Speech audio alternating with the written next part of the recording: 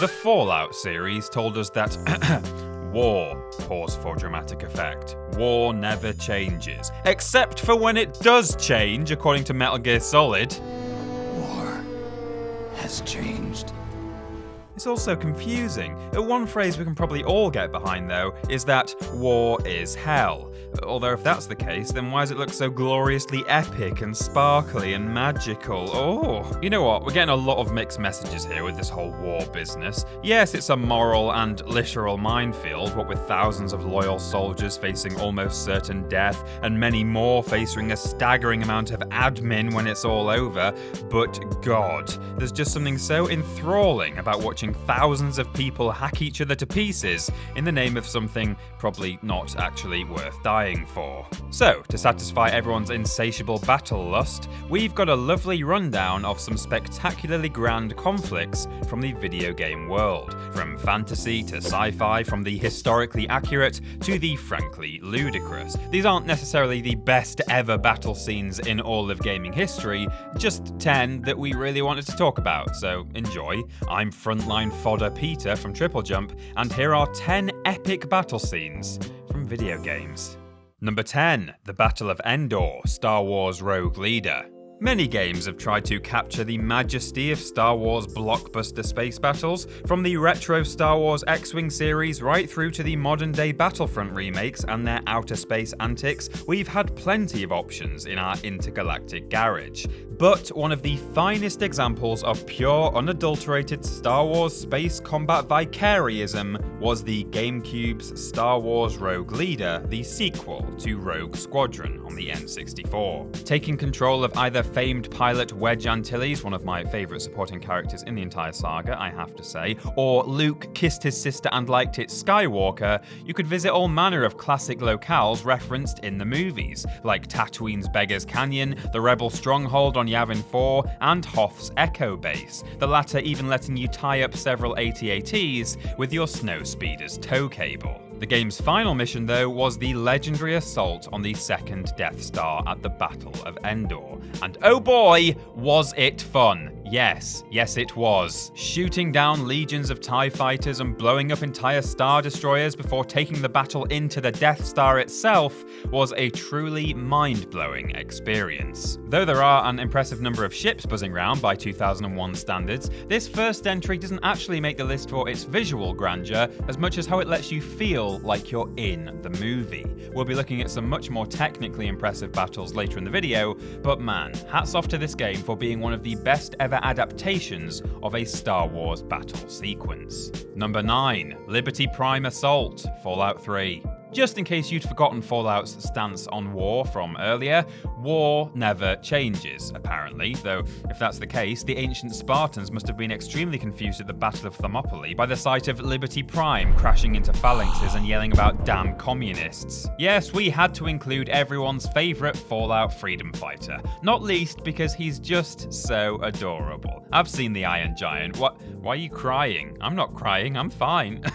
I'm fine. Bethesda's triumphant Fallout debut was memorable for many reasons. Although it being a wasteland and all, you'd think it'd be quite tricky to get enough people together for a nice grand-scale battle, which is why this sequence stands out so much, having you storm the heavily guarded Jefferson Memorial, handily accompanied by a politically opinionated Cyberman. Having spent the majority of the game fighting against ragtag groups of raiders, the ante is quite considerably upped in this final act, with explosions and laser fire coming at you from all angles, while you hurry your puny little human legs to keep up with Liberty Prime. Shame about the original endgame leading to death and no further adventures, but still, better dead than red, right Prime? Number 8, PvP CYRODIIL Sieges, Elder Scrolls Online.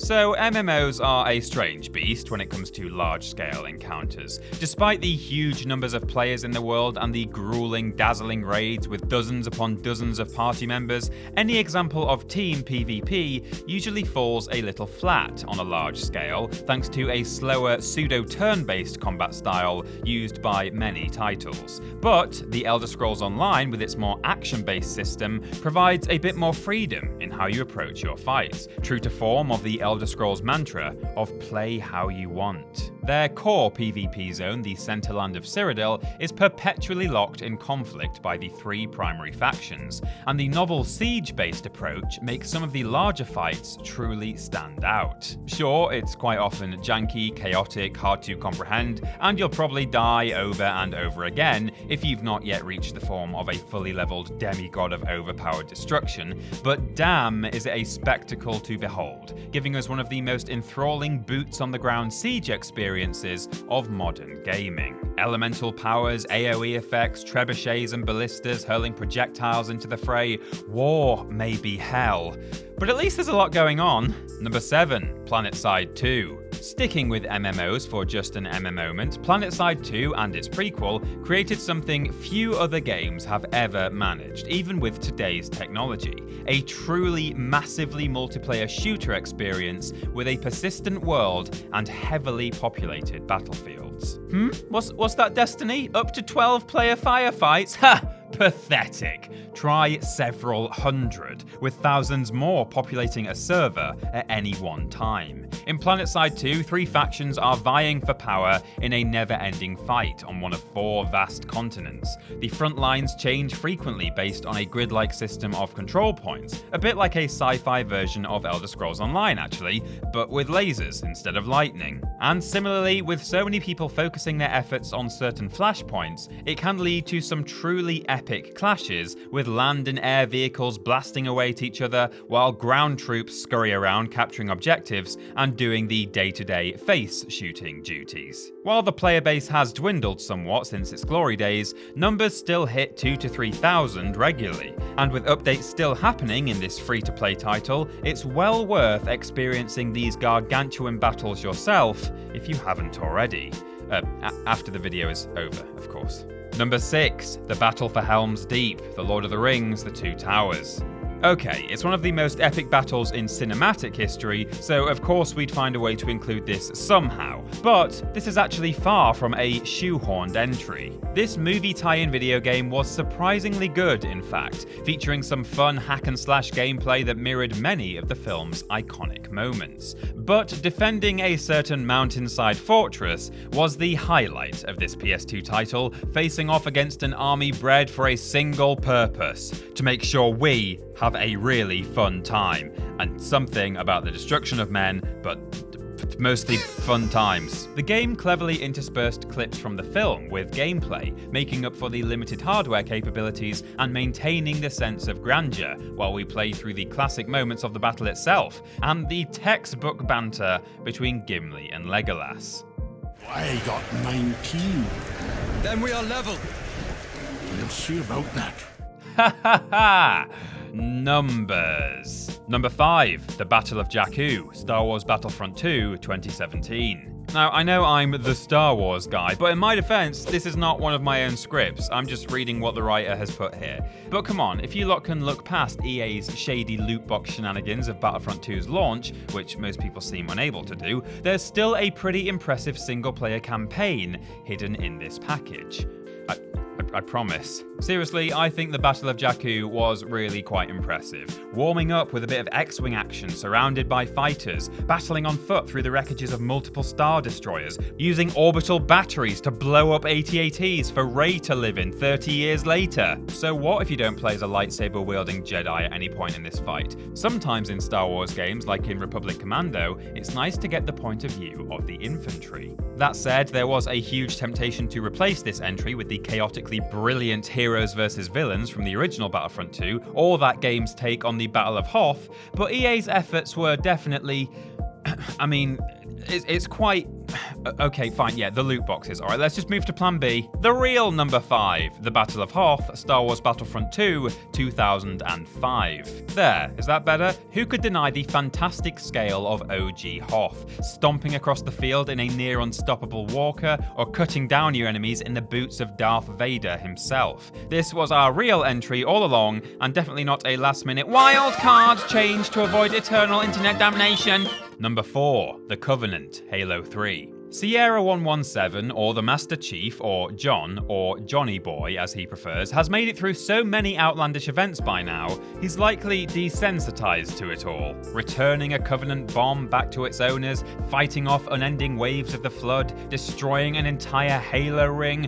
It's just another day at the office for him. But the player's exploits in Halo 3's 8th level, the Covenant, was epic enough to make even jaded John look back and think, oh, yeah, that was pretty cool, I guess. That's my Master Chief impression there. Fairly convincing, I would say. Starting strong with an aerial assault on Covenant forces, the stage is immediately set for all-out war against the alien aggressors, not least by the Spartan laser Chief pulls out and starts firing willy-nilly as soon as he disembarks the dropship. Throughout this level, you'll hop in and out of more vehicles than an indecisive customer at a car showroom, before destroying more vehicles than an indecisive customer at a car showroom who's never allowed back on the premises. Facing an abundance of both Covenant and Flood enemies, you lead the push with fellow not quite as badass soldiers, and at one point team up with the Flood themselves, putting to use all your prior training and knowledge of gravity hammers, energy swords, plasma cannons, and reading other people's emails. And the icing on the cake, of course, is the constant exhilarating music that we're probably not allowed to play to you on this YouTube video. Seriously though, this level's opening cutscene alone is enough to get your blood pumping into places it's not been pumped into since before you were born. I don't know what that means. And it's the musical score that does 99% of the work.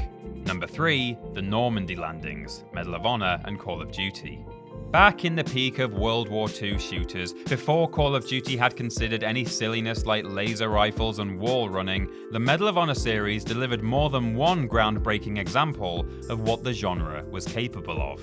The Operation Overlord mission in Medal of Honor Allied Assault and Your Finest Hour in Medal of Honor Frontline captured the sheer brutality of the D-Day Normandy landings in a terrifyingly immersive manner for the time, reminiscent of that iconic scene from Saving Private Ryan and putting you in the middle of one of World War II's most horrific engagements. Needless to say, this entry is less a thrilling sci-fi battle scene than a humbling, harrowing representation of an appalling historical event. The sight of Allied soldiers dropping immediately after the transport doors open, either in the bottleneck of the exit or submerged in the water, still puts us on edge from the get-go. While some might consider it rather tasteless for gamers to recreationally play through the D-Day landings, it has to be said that both video game and movie representations of these battles at least act as an important reminder and immortalization of what Allied soldiers really had to go through on that day. Of course, because of the technology available in 2002, this might all look rather bare by today's standards,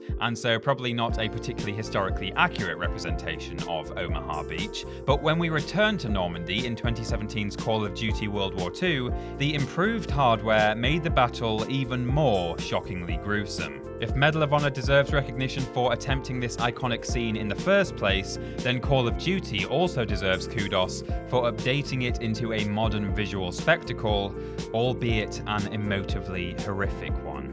Number 2, the Battle of KAER MORHEN, The Witcher 3.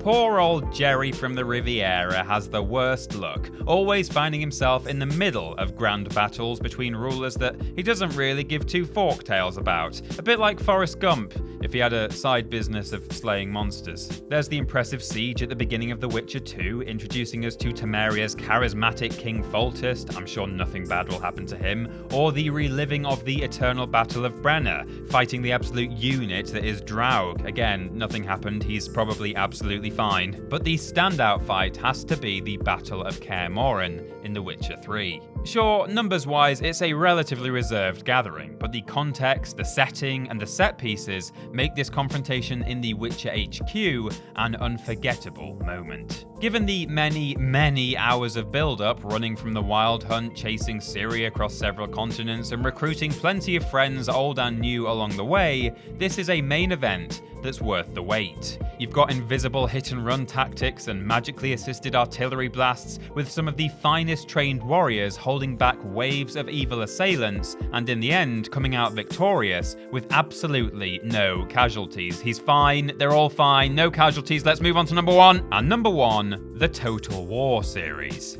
Literally just all of Total War, any game, any battle. The Total War series is the embodiment of grand battle scenes. The appeal of the game lies in the top-down real-time combat from varying time periods, the grandeur of forming up lines, and the spectacular chaos of two clashing armies. Every player will have their own unique war stories to tell, but you can also relive ready-made historical battles, helping you appreciate that commanding an army in ye olde times was proper difficult.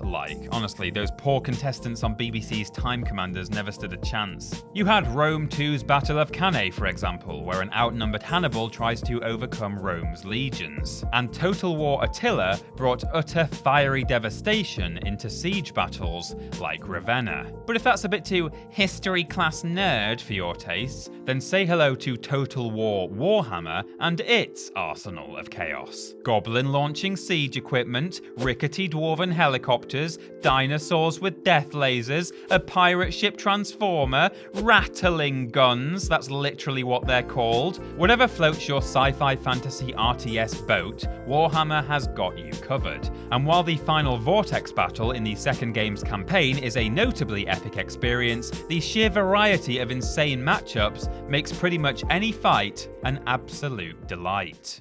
And that's our list, but like I said in the intro, it wasn't necessarily the 10 most epic battles of all time, so let us know in the comments below what else we could have included. You can follow myself and TripleJump here, and if you want to support the things you enjoy, then why not check out the rewards on our Patreon.